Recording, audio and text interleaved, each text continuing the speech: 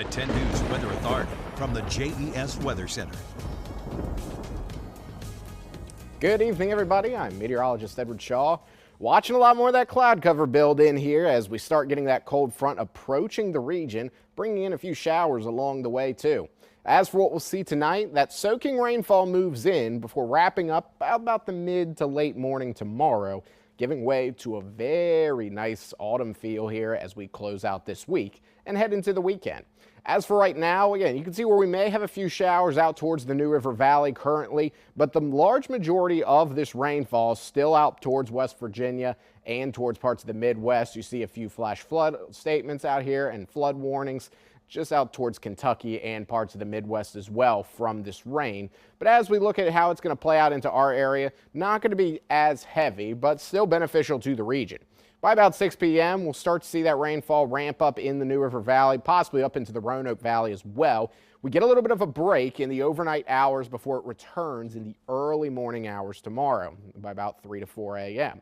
Some of that rainfall could be heavy at times, but as we go into the mid to late mornings, it starts clearing up rather quickly. By the time we're looking at 3 p.m., maybe a few isolated showers out towards the Lynchburg and Southside area, but then that northerly flow comes into the picture and we start cooling down rather quickly, getting into the 60s here by Thursday as your high temperatures.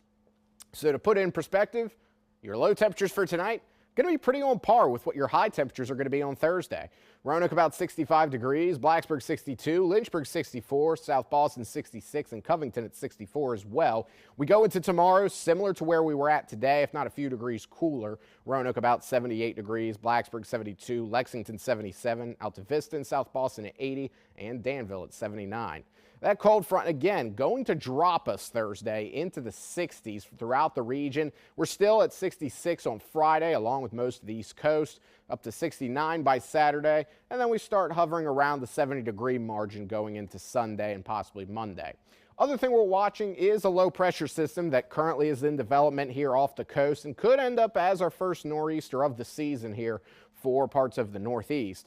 As that system starts to churn a little bit more, it's going to bring in more moisture from the south, but it's also going to start adjusting our overall flow and possibly lead to more of a northerly flow going into the early parts of next week, which would in fact cool us down along with a little bit of a breeze here. Given some of these gustier winds, we could expect tropical storm force winds further up into the northeast out towards Boston and New York City. But overall for us, not expecting too much of an impact from that system. As same can be said for the tropics, not expecting anything to hit us directly, and Jerry staying way off the coast, going to go clip Bermuda, the eastern shore of Bermuda, and then that one area out in the Gulf has about a 10% chance of formation over the next 7 days, so nothing really notable there either. As for the next 7 days for here, we're looking at temperatures much cooler for the next few days before we go back into the 70s next week. We'll be back in just a little bit.